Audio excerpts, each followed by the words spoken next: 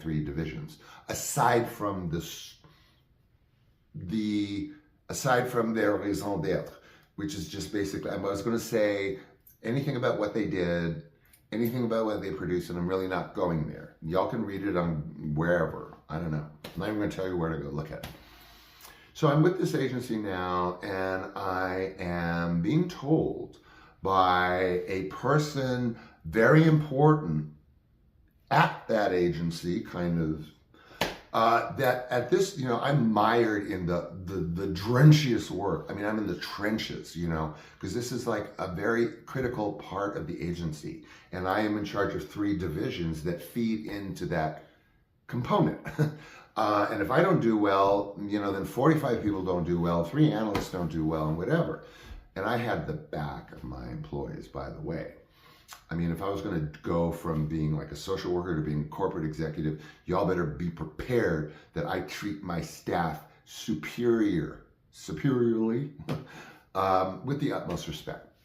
Always. If you don't respect your staff, they won't respect you. So I also got, I won't say the gender, I got a person that I needed a right arm, like you really do in those situations, BTW.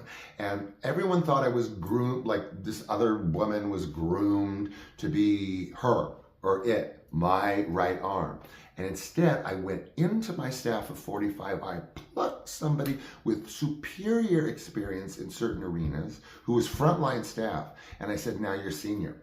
Now you're, I want to say, you know, you're a senior something and you're my right arm. And it was the smartest, it was one of the, I think it was the smartest hiring decision I have ever made.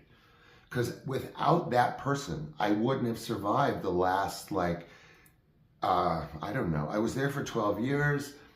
I brought her on maybe halfway through-ish.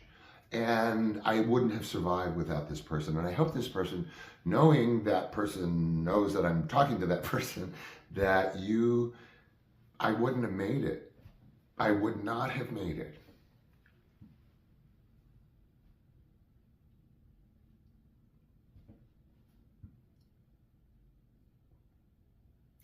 So I ended up having to leave that organization under very murky, questionable circumstances. I really, you know, it was like, you know, like I said, this person of note, you know, told me in writing, like in, I don't know, Christmas card or whatever, that I had the hardest job at the agency. I was responsible for 7,000 clients' safety every day. Now that's as far, like I said, y'all can Google it. I mean, I'm not naming names. The stipulations roughly were that, number one, I don't go back and try to get hired again. I'll let you do the funny math on that idiocy. That I don't talk to either former or current employees, which I don't. I mean, like the minute I quit, everyone disappeared. And I didn't try and track anyone down. I had no reason to.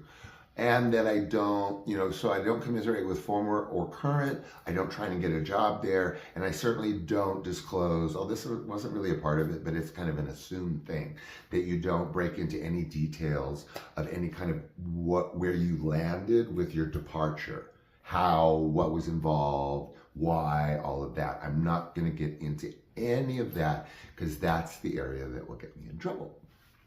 So I left there under these questionable circumstances, and it was the worst thing. It was the worst decision I've ever made to be at this agency. It was unpleasant from beginning to end. I was trying to scramble and make these 6 figures by the time I left to support a family and to do all the things that, you know, this brain, not quite enlightened, as maybe you've read the book towards the end, that I didn't really know back then. So, done. I became very physically disabled over time towards the end, where sciatica attacks turned into basically 24-hour sciatic episodes. So I'm in constant pain, but oh well, whatever. I'm not going to sit here like somebody like, oh my God, you know, I'm going to make a documentary about my pain, you know, whatever. So anyway, I've kept you way too long on this one. I hope it was, I don't know, I kind of like broke there a minute. So maybe it was, I don't want to say entertaining, informative, compelling. How about that one? Okay, I love you guys. for letting me be here. I'm sorry I got a little like weird, but just be good to yourself. Happy New Year's. It's New Year's Eve. I can't fucking believe it. Well, happy 2026, last show of the year. Never occurred to me. And I'll see you in 2026. Okay? Call me if you need me. Bye.